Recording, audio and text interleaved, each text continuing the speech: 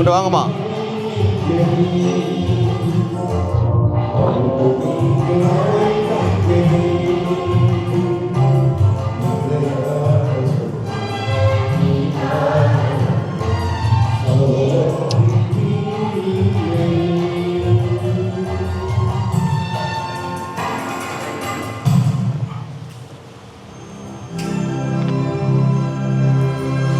தந்தை மகன் தூயாவியாரின் பெயராலே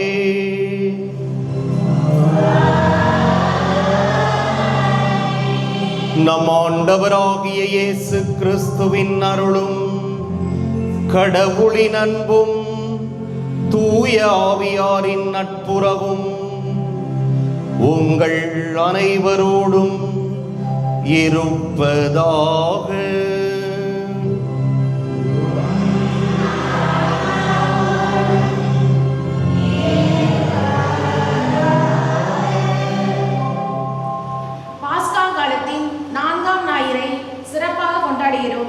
நல்ல ஆயரான இயேசுவை பின்பற்றி வாழ திரு அவை இன்று நமக்கு அழைப்பு விடுவிக்கின்றது.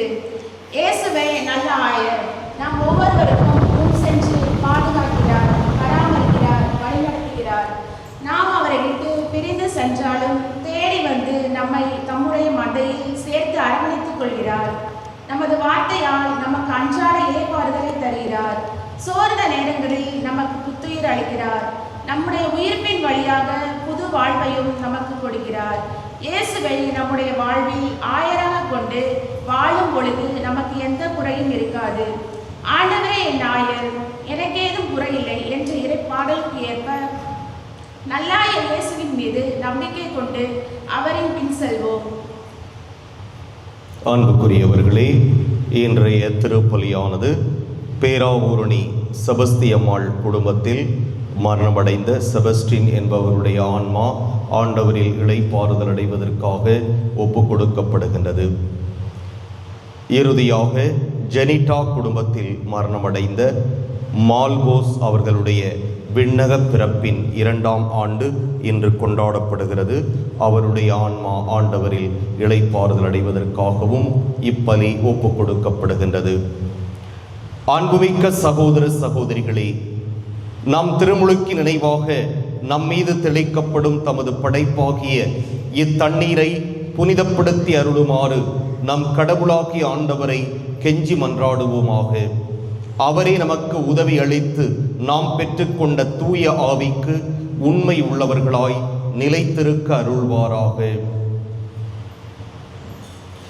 என்றென்றும் உள்ள எல்லாம் உள்ள இறைவா, வாழ்வின் ஊற்றும் தூய்மையின் தொடக்கமுமான தண்ணீரின் வழியாக மக்கள் புனிதம் அடைந்து நிலை வாழ்வின் கொடையை பெற வேண்டும் என்று திருவுளமானீர்.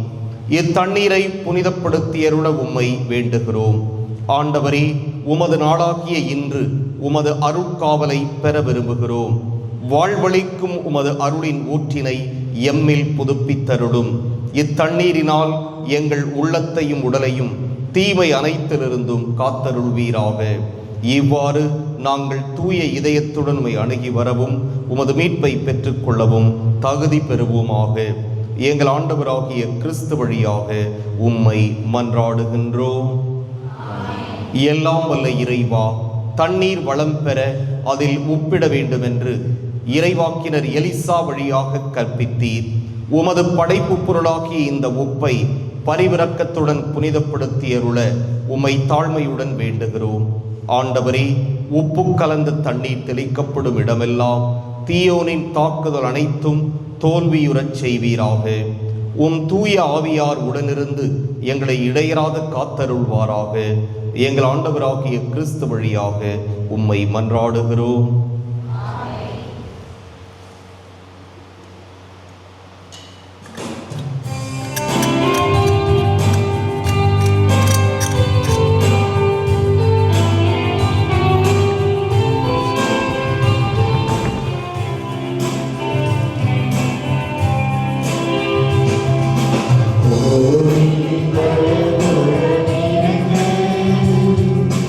தண்ணீர்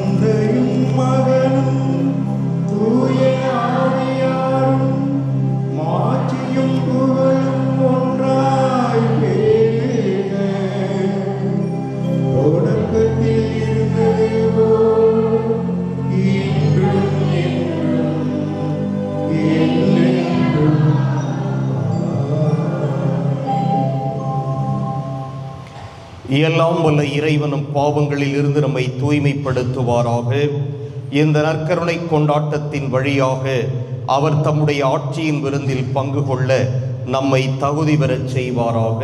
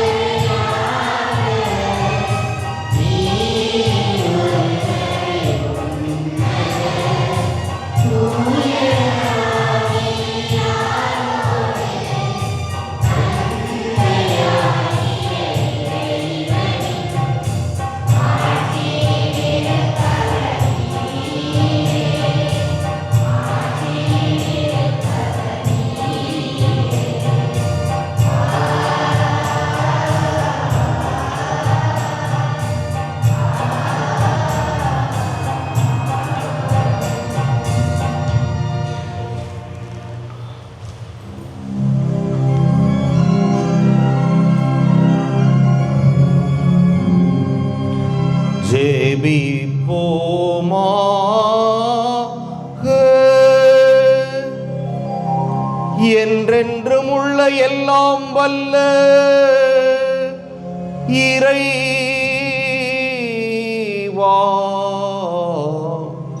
விண்ணவரின் மகிழ்ச்சியில் நாங்களும் பங்கு கொள்ள எங்களை அழைத்து செல்கின்றீர். அதனால் நல்லாயராகிய கிறிஸ்து துணிவோடு முன்னரே சென்றுள்ள இடத்துக்கு பணிவுள்ள மந்தையாகிய நாங்களும் வந்து சேர்வோமாக. உம்மோடு தூயாவியாரின் ஒன்றிப்பில் இறைவனாய் என்றென்றும் வாழ்ந்து ஆட்சி செய்கின்ற அவர் வழியாக உம்மை மன்றாடுகிறோம்.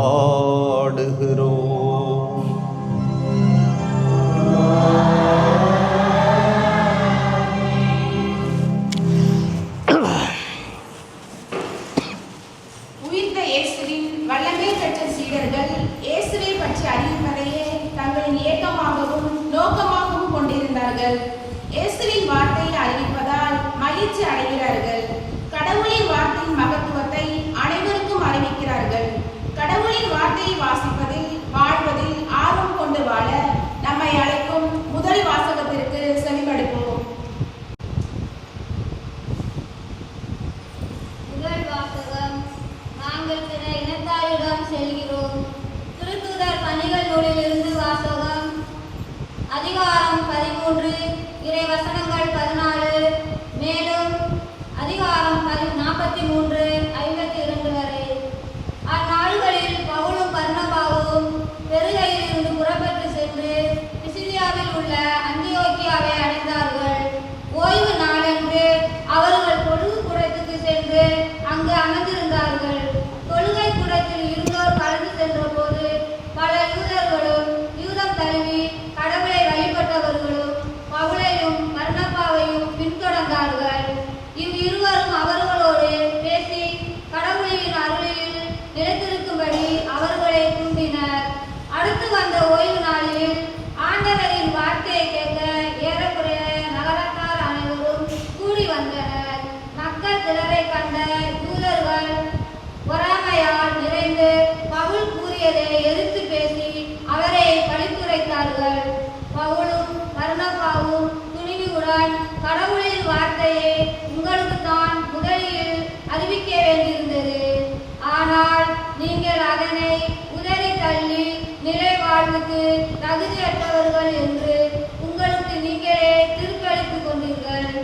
எனவே நாங்கள் பிற இனத்தாரிடம் செல்கிறோம். ஏனென்றால் உலகம் முழுவதும் என் மீட்பை அடைவதற்கு நான் உன்னை வேற்றினத்தாருக்கு ஒளியாக ஏற்படுத்துவேன் என்று ஆண்டவர் எங்களுக்கு கட்டளையிட்டுள்ளார் என்று எடுத்து கூறினார்கள். இதை கேட்ட பிற இனத்தார் மகிழ்ச்சி அடைந்தனர். ஆண்டவரின் வார்த்தையை போற்றி புகழ்ந்தனர். நிலை வாழ்வுக்காக குறிக்கப்பட்டோர் அனைவரும் நம்பிக்கை கொண்டனர்.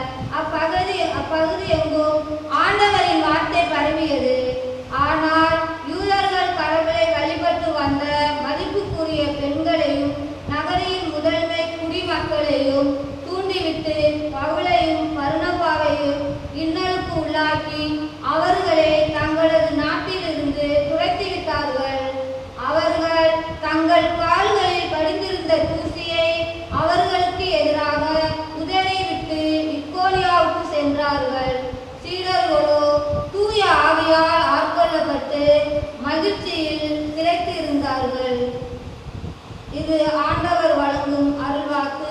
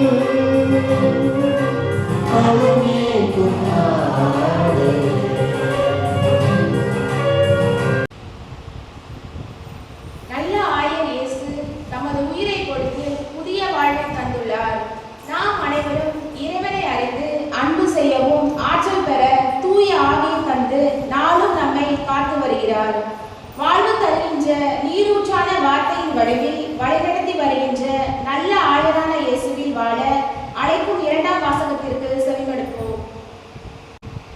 இரண்டாம் வாசகம். அரியணையின் நடுவில் இருக்கும் ஆட்டுக்குட்டி அவர்களை மேய்க்கும், வாழ்வளிக்கும் நீரூற்றுகளுக்கு வழிநடத்தி செல்லும். திருத்துதர் யோவான் எழுதிய திருவழிபாட்டிலிருந்து வாசகம். அதிகாரம் 7, இறை வார்த்தைகள் 9 மேலும் 14 முதல் 17.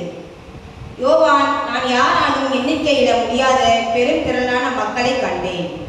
அவர்கள் எல்லா நாட்டையும் குலத்தையும் மக்கள் இனத்தையும் மொழியையும் சார்ந்தவர்கள்.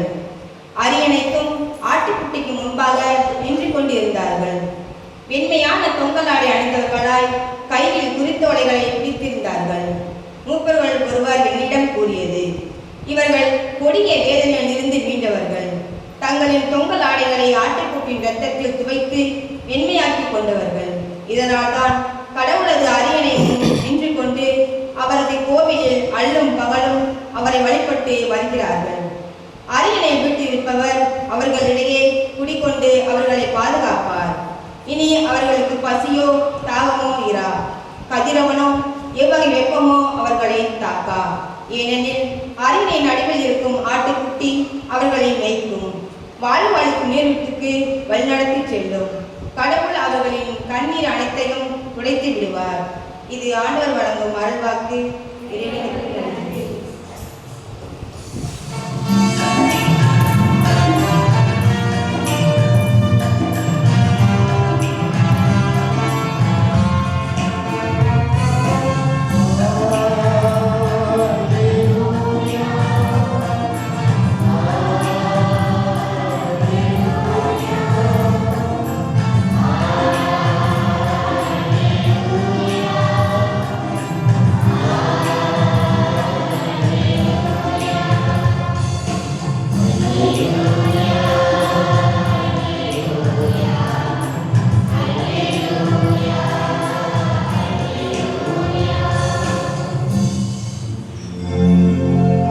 நல்ல ஆயன் நானே, நானும் என் நாடுகளை அறிந்திருக்கிறேன், என் நாடுகளும் என்னை அறிந்திருக்கின்றன என்கிறார் ஆண்டவர்.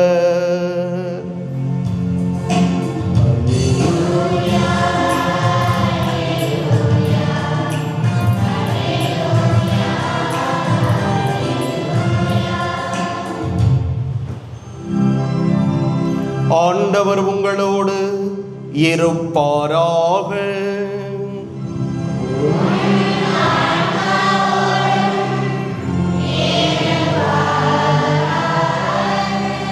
யோவான் எழுதிய தூய நற்செய்தியிலிருந்து வாசகம்.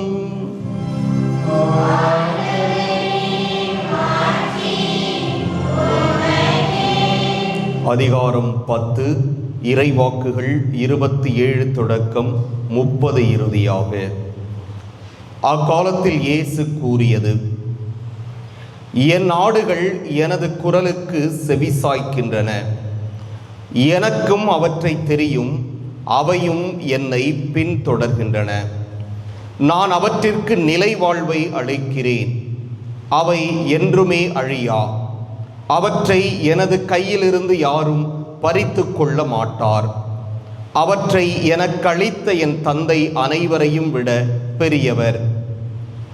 அவற்றை என் தந்தையின் கையிலிருந்து யாரும் பறித்து கொள்ள இயலாது. நானும் தந்தையும் ஒன்றாய் இருக்கிறோம். ஆண்டவரின் அருள்வாக்கு.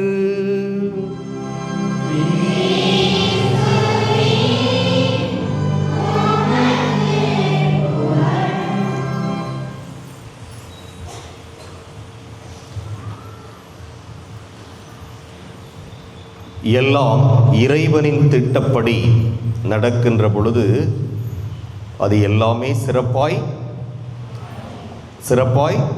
அமையும். இறைவனின் திட்டப்படி எது போகிறதோ அங்கெல்லாம் அது சிறப்பாய் அமையும். அமையுமா அமையாதா? ஆமாம். எது இறைவனின் திட்டப்படி போகாமல் நம்முடைய ஆசையின்படி விருப்பத்தின்படி போகுதோ அது சிறப்பாக அமைய வாய்ப்பு இல்லை.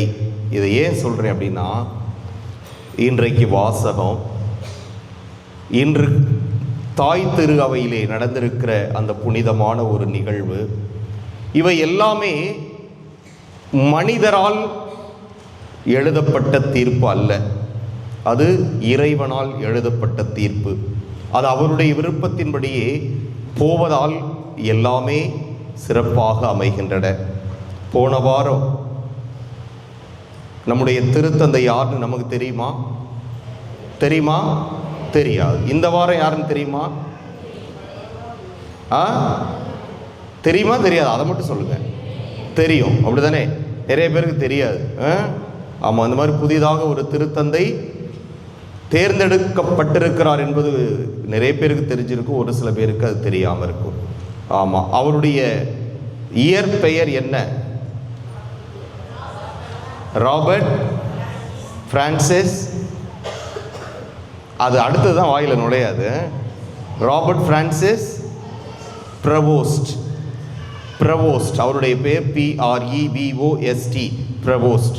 ராபர்ட் பிரான்சிஸ் ப்ரவோஸ்டாக, கர்தினாலாக இருந்த அவர் இன்று 14ஆம் லியோ என்று பெயரை மாற்றி திருத்தந்தையாக நமக்கு இறைவனால் கொடுக்கப்பட்டிருக்கிறார். யாரால் கொடுக்கப்பட்டிருக்கிறார்? இறைவனால் கொடுக்கப்பட்டிருக்கிறார். ரைட்டு. இன்றைக்கு என்ன ஞாயிறு? பாஸ்கா காலத்தினுடைய 4ஆம் ஞாயிறு. இதை அந்த 4ஆம் ஞாயிறு என்று இல்லாமல் இன்னும் 2 பெயர்கள் இருக்கின்றன. அது என்ன? நல்ல ஆயன் ஞாயிறு. யார் சொன்னது? சிஸ்டரா? ஆமாம், சிஸ்டர் சத்தம் தான் கேட்டுச்சு. மக்கள் சொல்லணும். இன்று நல்லாயன் ஞாயிறு, இன்னொன்று இறை அழைத்தல் ஞாயிறு. சில பேர் சொல்கிறாங்க, கரெக்டாக இருக்குது, சத்தமாக சொல்ல மாட்டேங்கிறாங்க. பயம், ஒருவேளை தப்பாயிட்டா என்ன செய்யுது? ஒன்றும் இல்லை, யாரும் கழுத்தில் கத்தி வைக்க போகிறது கிடையாது. ஆமாம், ஒன்று நல்லாயன் ஞாயிறு, இன்னொன்று இறை அழைத்தல் ஞாயிறு. எப்பொழுதுமே பாஸ்கா காலத்தினுடைய 4ஆவது ஞாயிறு நல்லாயன் ஞாயிறு, அடுத்து இறை அழைத்தல் ஞாயிறு. ஆக நல்ல ஆயன் நமக்கு தாய் திரு அவையிலே இன்று கிடைத்திருக்கிறார். யாரது? திருத்தந்தை 14ஆம் லியோ, நல்ல ஆயன். பாருங்க எவ்வளவு பொருத்தமாக வருகிறது பாருங்கள். ஒரு நல்ல மேய்ப்பன், புனித பேதுருவின் வழியிலே 267வது திருத்தந்தையாக நமக்கு கொடுத்திருக்கிறார். நல் மேய்ப்பனாக, நல் ஆயனாக, நல் திருத்தந்தையாக நமக்கு கொடுக்கப்பட்டிருக்கிறார். பாருங்கள், இந்த இன்றைய வாசகங்களுக்கும் தாய் திரு அவையிலே நடந்திருக்கிற இந்த நிகழ்வுக்கும் எவ்வளவு பொருத்தமாக இருக்கிறது பாருங்கள். ஏனென்றால் திருத்தந்தை இறைவனால் நமக்கு வழங்கப்பட்டவர்.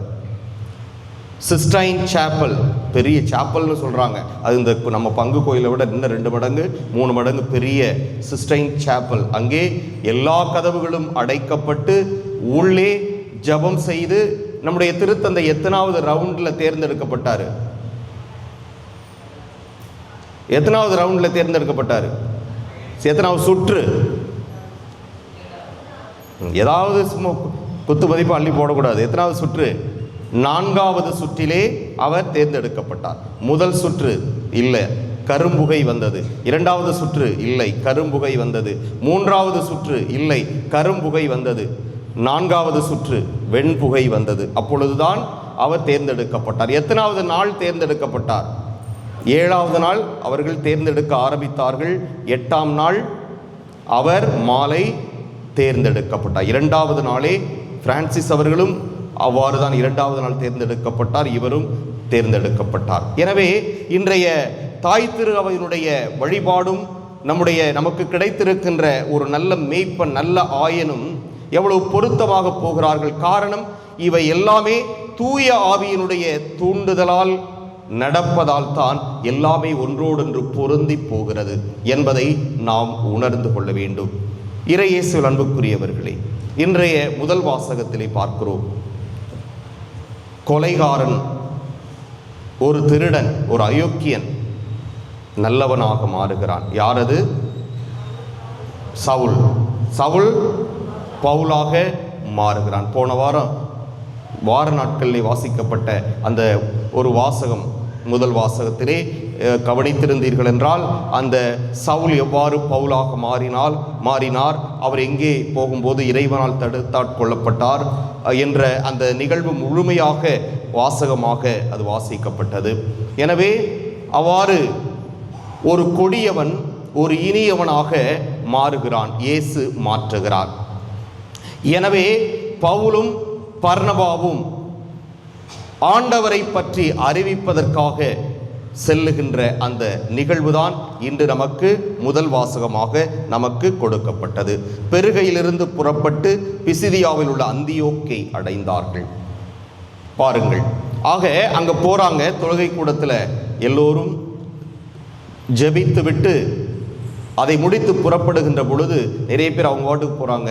ஒரு சில பேர் அவர்களுடைய வார்த்தையிலே, அவர்களுடைய நற்செய்தியிலே ஈர்க்கப்பட்டு கவரப்பட்டு அவர்கள் கூறுவதை கேட்டுக்கொண்டிருக்கிறார்கள், அவரை பின்தொடர்ந்து கொண்டிருக்கிறார்கள்.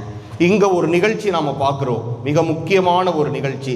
ஆனால் இவர்களை ஏற்றுக்கொள்ள ஒரு சமூகத்தினர் தயாராக இல்லை. அது எந்த சமூகத்தினர்? எந்த சமூகத்தினர்? அவங்களே சொல்றாங்களே, சொல்லுங்க, கேக்குது அங்கங்க, சரியா சத்தமா சொல்லுங்க. யூத சமூகத்தினர். இவர்களை ஏற்றுக்கொள்ள மனமில்லை. காரணம், இயேசுவை பின்பற்றுவதால். இவங்களுக்கு இயேசுவை பிடிக்காது. அதனால இந்த யூதர்கள் எல்லோரும் அவர்களை வெறுக்கிறார்கள். அவர்களுடைய அந்த நற்செய்தியை, அவர்களுடைய வார்த்தையை கேட்க மறுக்கிறார்கள். அவர்களுக்கு எதிராக அவர்கள் செயல்படுகிறார்கள். அதனால இயேசு கூறிய அந்த வார்த்தையை முன் உதாரணமாக சொல்லுகிறார்கள். இந்த ஆண்டவருடைய நற்செய்தி பிற இனத்து மக்களுக்கும் அறிவிக்கப்பட வேண்டும் என்று ஆண்டவர் சொல்லி இருக்கிறார். இந்த யூதர்களுக்கு நாம் அறிவிக்க முடியாது, வாருங்கள் நாம் பிற இனத்தவர்களுக்கு சென்று ஆண்டவருடைய நற்செய்தியை அறிவிப்போம் என்று அவர்கள் புறப்படுகிறார்கள். நாம் எல்லோருமே அந்த பிற இனத்தவர் கேட்டகரியில தான் வர்றோம். காரணம், நாம் யூதர்கள் இல்லை. எனவே யூதர்கள் இல்லாத எல்லோருமே பிற இனத்தவர்கள் தான். எனவே அது ஆண்டவருடைய நற்செய்தி இந்த நிகழ்ச்சி வாயிலாகத்தான் அது நமக்கும் கொடுத்து வைத்திருக்கிறது, அது நமக்கும் கிடைத்திருக்கிறது, அது நம்மையும் வாழ்விக்கிறது, அது நம்மையும் வழி நடத்துகின்றது என்பதை நாம் ஒருபோதும் மறந்துவிடக்கூடாது. எனவே இறை இயேசுவில் அன்புக்குரிய சகோதர சகோதரிகளே, இந்த நல் மெய்ப்பர்கள் பவுலும் பர்னபாவும் இறைவனுடைய திட்டப்படி இந்த மக்களை எல்லாம் வழிநடத்த, இந்த ஆடுகளை எல்லாம் வழிநடத்த ஆசைப்படுகிறார்கள். ஆனால் யூதர்கள் என்கிற ஒரு மந்தை இவர்களை ஏற்றுக்கொள்ள தயங்குகிறது. எனவே அவர்கள் புறந்தள்ளப்பட்டு ஏற்றுக்கொண்ட அந்த ஆடுகள் பவுலையும் பர்னபாவையும் பின்தொடர்வதைத்தான் இன்றைய முதல் வாசகம் நமக்கு சொல்லுகிறது. இதையே நம் நற்செய்தியிலே ஆண்டவர் இயேசு கிறிஸ்து நமக்கு சொல்லுகிறார். மிக குறுகிய நற்செய்தி, ஆனால் அவருடைய வார்த்தைகள் பாருங்கள் எவ்வளவு அழகாய் இருக்கின்றன. என் ஆடுகள் எனது குரலுக்கு செவி சாய்க்கின்றன. அன்று பவுலும் பர்னபாவும் அவர் கூறிய வார்த்தைகளை அன்று இருந்த பிற இனத்து ஆடுகள் செவி சாய்த்து கேட்டன. அதைத்தான் சொல்லுகிறார், என் ஆடுகள் எனது குரலுக்கு செவி சாய்க்கின்றன, எனக்கும் அவற்றை தெரியும், அவையும் என்னை பின்தொடர்கின்றன. நாமெல்லாம் அவருடைய ஆடுகள், நாமெல்லாம் அவரை பின்தொடர்ந்து கொண்டிருக்கிறோம். எனவே அவர் நம்மை பார்த்தும் இவ்வாறு சொல்லுகிறார், என் ஆடுகள், நாம் அவரது குரலுக்கு செவி சாய்க்கிறோம், அவருக்கு நம்மை தெரியும், நாமும் அவரை பின்தொடர்ந்து கொண்டிருக்கிறோம். நான் அவற்றிற்கு நிலை வாழ்வை அளிக்கிறேன். இயேசு நமக்கு நிலை வாழ்வை அளிப்பதற்கு காத்து கொண்டிருக்கிறார். அவை என்றுமே அழியா. அவற்றை எனது கையிலிருந்து யாரும் பறித்து கொள்ள மாட்டார். அவற்றை எனக்கு அளித்த தந்தை அனைவரையும் விட பெரியவர். ஆம், அவர் என்ன சொல்றாரு? நாம் எல்லோரையும் தந்தையாம் இறைவன் தான் இயேசுவிடம் அர்ப்பணித்திருக்கிறார் என்று சொல்லுகிறார். எனவே இயேசுவிடமிருந்து நம்மையும் நம்மை இயேசுவிடமிருந்தும் யாரும் பிரிக்க இயலாது. எப்படி என்றால், இயேசுவும் தந்தையும் ஒன்றாய் இருப்பது போல நாமும் இயேசுவும் ஒன்றாய் இருக்கிறோம், இருக்க வேண்டும், இதில் நாம் நிலைத்திருக்க வேண்டும் என்று நல்லாயன் ஞாயிறு கொண்டாடுகின்ற இந்த தருணத்திலே நம் ஆண்டவர் நமக்கு சொல்லுகிறார். இந்த தருணத்திலே திருச்சபை இன்று ஒரு முக்கியமான பிரச்சனையை சந்தித்துக் கொண்டிருக்கிறது. மிக மிக மிக முக்கியமான பிரச்சனையை சந்தித்துக் கொண்டிருக்கிறது. இது எதில் போய் முடியும் என்று நமக்கு தெரியவில்லை. அது என்னவென்றால் இறை அழைத்தல். இறை அழைத்தல் நாளுக்கு நாள் குறைந்து கொண்டே சென்று கொண்டிருக்கிறது. இந்த வருஷம் நம்முடைய மறை மாவட்டத்தில் எத்தனை பேர் குருக்களானார்கள்? யாராவது சொல்லுங்க பார்க்கலாம். சிஸ்டர்ஸ், நீங்கள் தயவுசெய்து பேசாதீங்க. எத்தனை பேர் குருக்களாக மாறினார்கள் நம்முடைய மறை மாவட்டத்திலே? எத்தனை பேர்? 3 பேர். எத்தனை பேர்?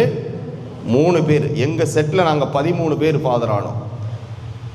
நாங்கள் குருவான அந்த காலகட்டங்களிலே ஒரு வருடத்திற்கு குறைந்தது 7, அதிகபட்சம் 9, 10, 11. எங்கள் பேட்ச் தான் 13 பேர். இன்னும் அந்த ரெக்கார்டை யாரும் உடைக்க முடியலை. இந்த நம்முடைய தஞ்சை மறைமாவட்ட வரலாற்றிலே 1996ஆம் ஆண்டு நாங்கள் 13 பேர் தஞ்சை மறைமாவட்டத்திற்கு குருக்களாக திருநிலைப்படுத்தப்பட்டோம். இதுதான் ஹையஸ்ட். அதுக்கு முன்னாடியும் இல்லை, பின்னாடியும் இல்லை. அது இப்பொழுது குறைந்து குறைந்து 3ஆக மாறி அடுத்த வருஷம் இதை விட மோசம். ஒன்று தான். ஒரே ஒருவர் தான் திருத்தொண்டராக திருநிலைப்படுத்தப்பட்டிருக்கிறார். இந்த ஒருவர் தான் அடுத்த ஆண்டு நம்முடைய மறைமாவட்டத்திற்கு குருவாக திருநிலைப்படுத்தப்பட்டு படவிருக்கிறார். அதோடு இன்னொன்றை நான் சொல்லுகிறேன். எத்தனையோ காங்கிரிகேஷன்ஸ், சபைகள் இருக்கின்றன. அருட்சகோதரிகள் நடத்துகின்ற சபை. ஒவ்வொரு நாளும் ஒவ்வொரு சபையிலிருந்து ஃபோன் கால் வருது. ஃபாதர், உங்கள் ஊருக்கு இறை அழைத்தல் தேடி வலையை எடுத்துக்கொண்டு மீன்பிடிக்க வரலாமா என்றெல்லாம் கேட்கிறார்கள். நான் என்ன சொல்கிறதுன்னு தெரியல.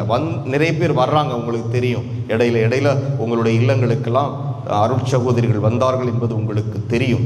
வந்து ஏமாற்றத்தோடு தான் சென்றார்கள். இப்படி சொல்கிறோம். வந்தாங்க, கிடைக்கல, போனாங்க.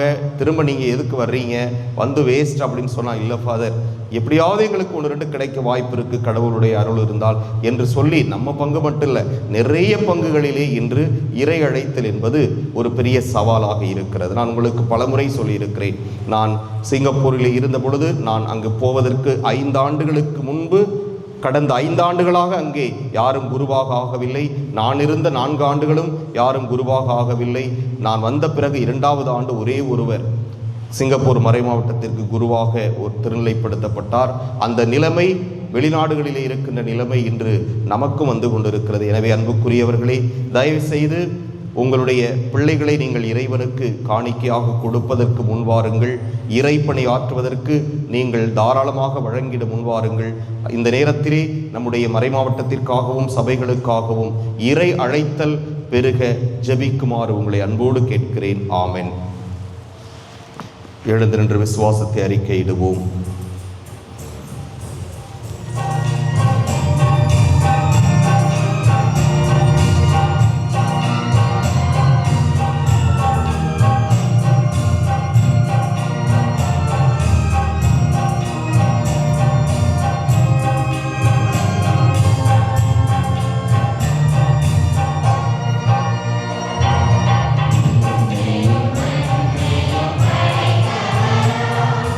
Amen.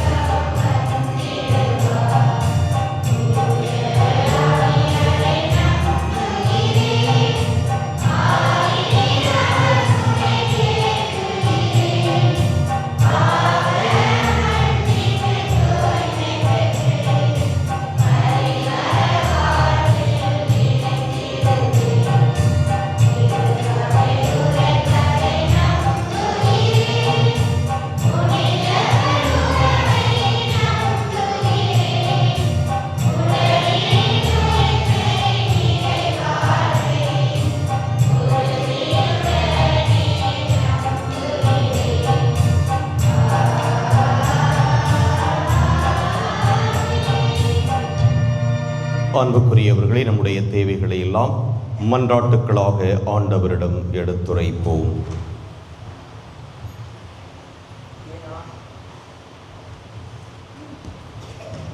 என் ஆடுகள் எனது குரலுக்கு செவிசாக்கி என்று முனைந்த எம் அன்பு இறைவா, எமது மந்தைகளாகிய நாங்கள் அனைவரும் எம் திருத்தந்தை, ஆயர்கள், குருக்கள், துறவியர் அனைவரையும் ஆசீர்வதித்து அவர்களுக்கு உடலுள்ள சுகம் தந்து வழிநடத்த வேண்டும் என்று இறைவாமை மன்றாடுகின்றோம். எம்மை பாதுகாக்கும் ஆயரே இறைவா, உமது பிள்ளைகளாகிய நாங்கள் அனைவரும் ஒருவர் மற்றவருக்கு நல்ல ஆயனாக இருந்து வழிகாட்டவும், இறைவார்த்தையின் வழியாக நீர் எமக்கு கூறும் அறிவுரையின்படி நாங்கள் எம் வாழ்வை அமைத்துக் கொள்ளவும் வரம் தர வேண்டும் என்று இறைவாமை மன்றாடுகின்றோம். எம்மை வழிநடத்தும் ஆயரான இறைவா, எமது பங்கில் உள்ள அனைத்து குழந்தைகள் மற்றும் இளம் வயதினர் உம்மை பற்றி அறிவதில் ஆர்வம் கொண்டு வாழ வரம் தர வேண்டும் என்று இறைவாமை மன்றாடுகின்றோம். நலந்தரும் நல்லாயிரே இறைவா, பல்வேறு நோய்களால் துன்பப்படும் அனைவரும் உமது இரக்கத்தால் முழுமையான விடுதலை பெற்று மகிழ்வோடு வாழ வரம் தர வேண்டும் என்று இறைவாமை மன்றாடுகின்றோம். நம்முடைய தனிப்பட்ட தேவைகளை அமைதியாக ஆண்டவரிடம் எடுத்துரைப்போம்.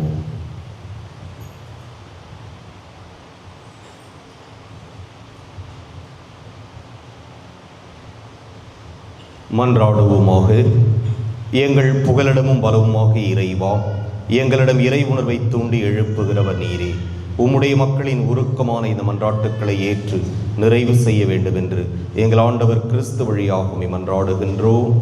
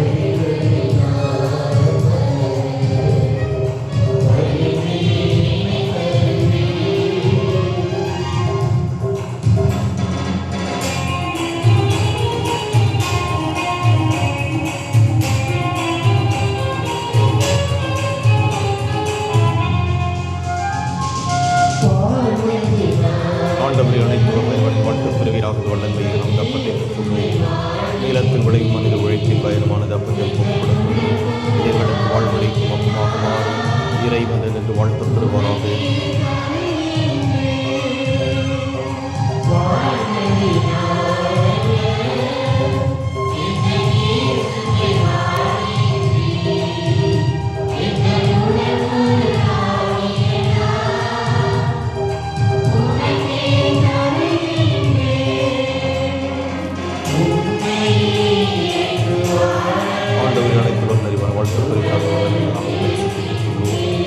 செடி மனித உழைப்பின் பயணமான ரசத்தின் கொடுக்கின்றோம். நீங்கள் ஆன்மீகமாக மாறும் இறைவன் என்று வாழ்த்து பெறுவாராக. ஆண்டவரை தாழ்மையான மனம் ஒருங்க உடம் கொண்டைகளை ஏற்றருடும். ஆண்டவரை இறைவான திருமணம் கொடுக்கும் இப்பலி உமக்கு உகந்ததாவதாக.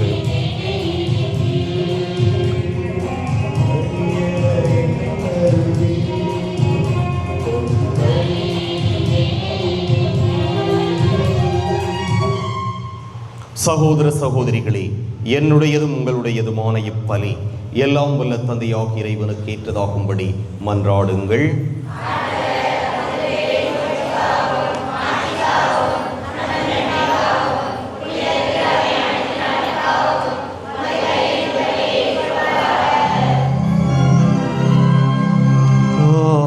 ஆண்டவரே, இப்பாஸ்கா மறை நிகழ்வுகள் வழியாக எங்களை என்றும் மக்களிக்கச் செய்திட உம்மை வேண்டுகிறோம். அதனால் நாங்கள் தொடர்ந்து புரியும் பரிகாரச் செயல் எங்களுக்கு முடிவில்லா பேரின்பத்தின் காரணமாக அமைவதாக. எங்கள் ஆண்டவராகிய கிறிஸ்து வழியாக உம்மை மன்றாடுகின்றோம்.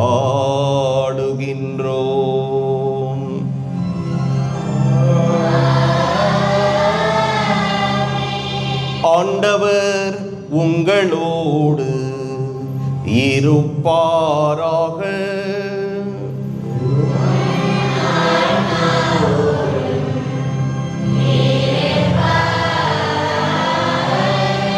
இதயங்களை மேலே எழுப்புங்கள்.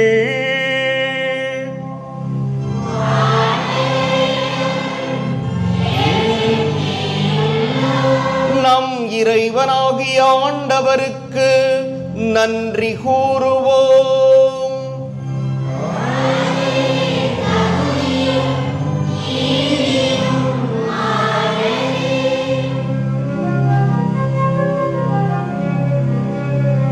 ஆண்டவரே, எக்காலத்திலும் உம்மை புகழ்ந்துரைப்பதும் எல்லாவற்றுக்கும் மேலாக எங்கள் பாஸ்காவாகிய கிறிஸ்து பலியான இச்சிறப்பான காலத்தில் உம்மை இன்னும் மிகுதியாக வாழ்த்தி போற்றுவதும் மெய்யாகவே தகுதியும் நீதியும் ஆகும்.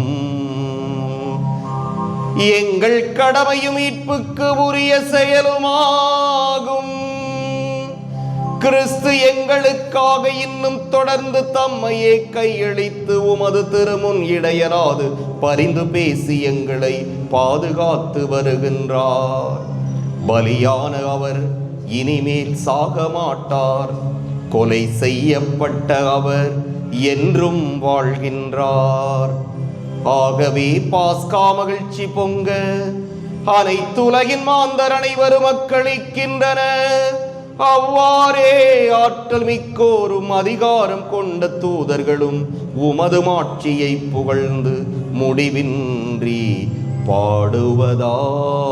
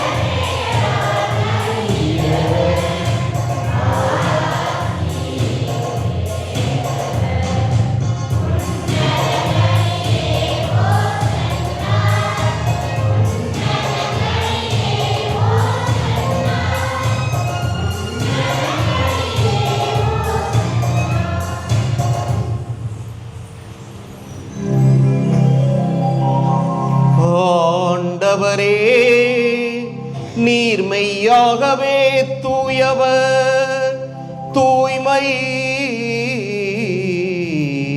அனைத்துக்கும் ஊற்று. ஆகவே உம்முடைய ஆவியை பொழிந்து இக்காணிக்கைகளை தூய்மைப்படுத்த உம்மை வேண்டுகிறோம்.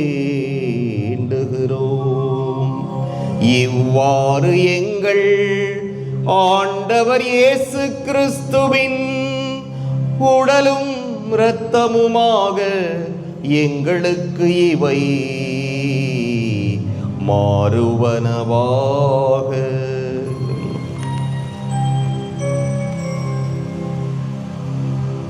அவர் பாடுபட உளம் கனிந்து தம்மை கையளித்த போது அப்பத்தை எடுத்து நன்றி செலுத்தி அதை பிட்டு தம் சீடர்களுக்கு அளித்து கூறியதாவது: அனைவரும் இதிலிருந்து பெற்று உண்ணுங்கள், ஏனெனில் இது உங்களுக்காக கையளிக்கப்படும் என் உடல்.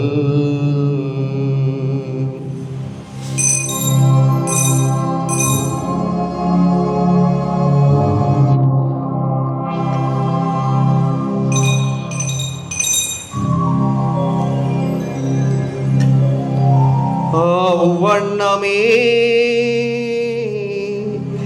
இரவு விருந்தை அருந்தியபின் கிண்ணத்தையும் எடுத்து மீண்டும் உமக்கு நன்றி கூறி தம் சீடர்களுக்கு அளித்து அவர் கூறியதாவது: அனைவரும் இதிலிருந்து பெற்று பருகுங்கள், ஏனெனில் இது புதிய நிலையான உடன்படிக்கைக்கு உரிய என் இரத்தத்தின் கிண்ணம். இது பாவ மன்னிப்புக்கென்று உங்களுக்காகவும் பலருக்காகவும் சிந்தப்படும். இதை என் நினைவாக செய்யுங்கள்.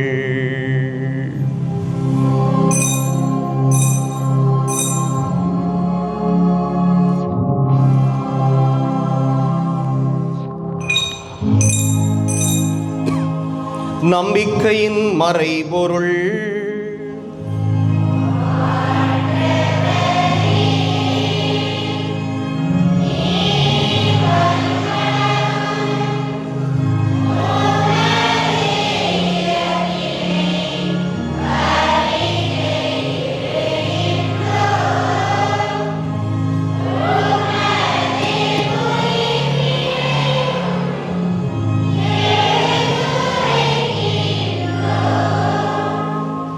ஆகவே ஆண்டவரே, நாங்கள் கிறிஸ்துவின் இறப்பினையும் உயிர்ப்பினையும் நினைவு கூர்ந்து வாழ்வு தரும் அப்பத்தையும் மீட்பளிக்கும் கிண்ணத்தையும் ஒப்புக் கொடுக்கின்றோம். உம் திருமுன் நின்று உமக்கு ஊழியம் புரிய தகுந்தவர்கள் என எங்களை ஏற்றுக்கொண்டீர். எனவே உமக்கு நன்றி செலுத்துகிறோம். மேலும் கிறிஸ்துவின் உடலிலும் இரத்தத்திலும் பங்கு கொள்ளும் எங்களை தூய ஆவியார் ஒன்று சேர்க்க வேண்டுமென உமை தாழ்மையுடன் மன்றாடுகின்றோம். ஆண்டவரே, உலகெங்கும் பரவியிருக்கும் உமது திரு அவையை நினைவு கூர்ந்தருளும். எங்கள் திருத்தந்தை 14ஆம் லியோ, எங்கள் ஆயர் சகாயராஜ், எல்லா திருநிலையினராகிய அனைவரோடும் உமது திரு அவை அன்பில் நிறைவு பெறச் செய்தருளும். மேலும் உயிர்த்தெழும் எதிர்நோக்குடன் துயில் கொள்ளும் எங்கள் சகோதரர் சகோதரிகளையும் இறந்தோர் அனைவரையும் இரக்கத்துடன் நினைவு கூர்ந்து உமது திருமுக ஒளியினுள் ஏற்றருளும். எங்கள் அனைவர் மீதும் இரக்கமாயிரும். கடவுளின் கன்னித்தாயான புனித மரியா, அவருடைய கணவரான புனித யோசேப்பு, புனித திருத்தூதர்கள், இவ்வுலகில் உகந்தவராய் இருந்தோர் ஆகிய புனிதர் அனைவருடனும் நாங்கள் நிலை வாழ்வில் பங்கு கொள்ளும் தகுதி பெற்று உம் திருமகன் இயேசு கிறிஸ்து வழியாக உம்மை புகழ்ந்தேத்தும் வரமருள உம்மை மன்றாடுகிறோம்.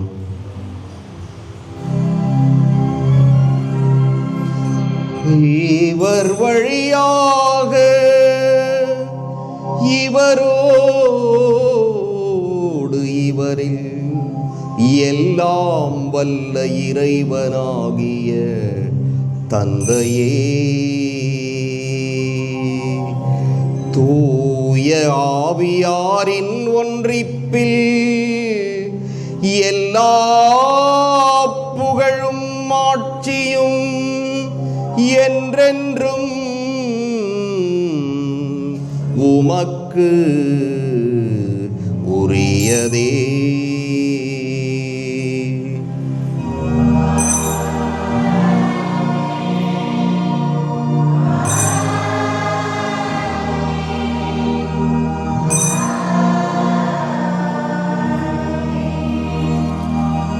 மீட்பரின் கட்டளையால் கற்பிக்கப்பட்டு இறைபடைப்பினையால் பயிற்சி பெற்ற நாம் துணிந்து பாடுவோம்.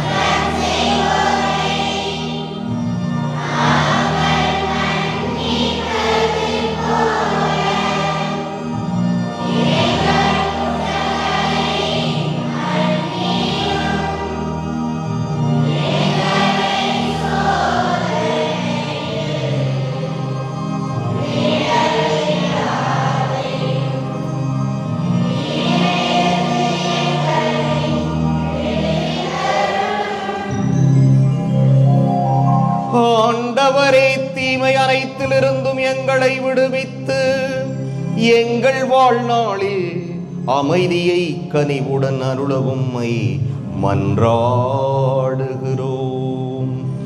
உமது இரக்கத்தின் உதவியால் நாங்கள் பாவத்திலிருந்து எப்போதும் விடுதலை பெற்று யாதொரு கலக்கமுமின்றி நலமாயிருப்போமாக. நாங்கள் எதிர்நோக்கி இருக்கும் பேரின்பத்துக்காகவும் எம் மீட்பராகிய இயேசு கிறிஸ்துவின் வருகைக்காகவும் காத்திருக்கின்றோம்.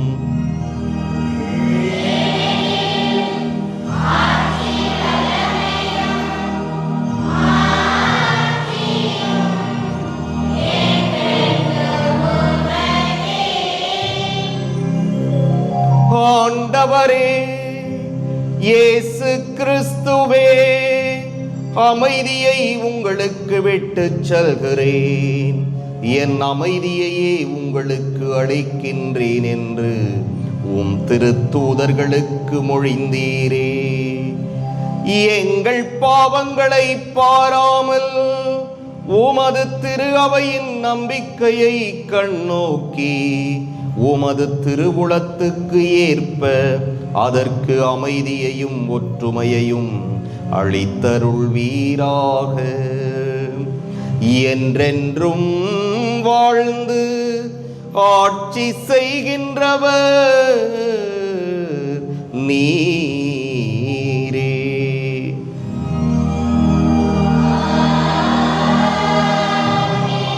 ஆண்டவருடைய அமைதி உங்களோடு என்றும் இருப்பதாக.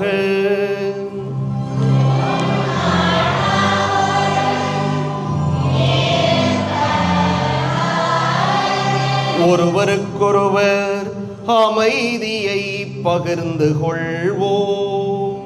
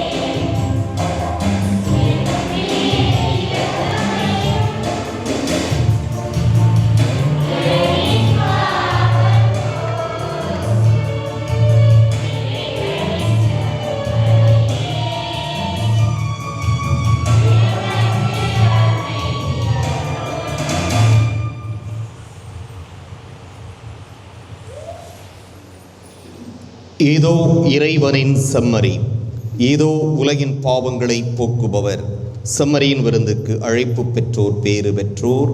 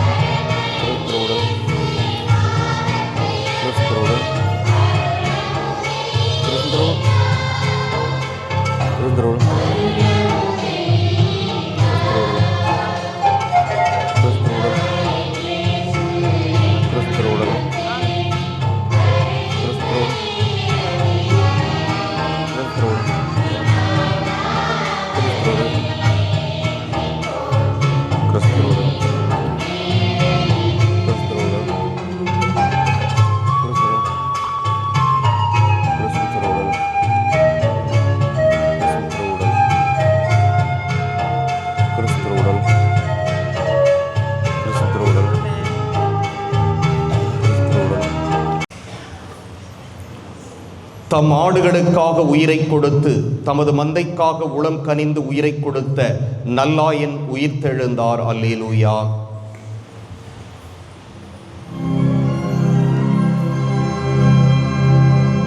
மன்றாடுவோமாக. நல்லாயரே, உமது மந்தையை கனிவுடன் கண்ணோக்கி அருளும். உம் திருமகனின் உயர் மதிப்புள்ள இரத்தத்தால் மீட்டவும் ஆடுகளை நிலையான பசும்புல்வெளியில் கூட்டிச் சேர்க்க அருள்வீராக. எங்கள் ஆண்டவராகிய கிறிஸ்து வழியாக உம்மை மன்றாடுகிறோம்.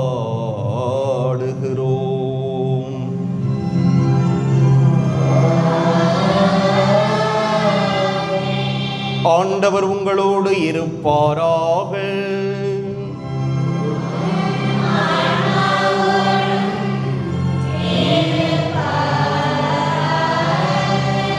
எல்லாம் வல்ல இறைவன் தந்தை, மகன், தூயாவியார் உங்களுக்கு ஆசி வழங்குவாராக.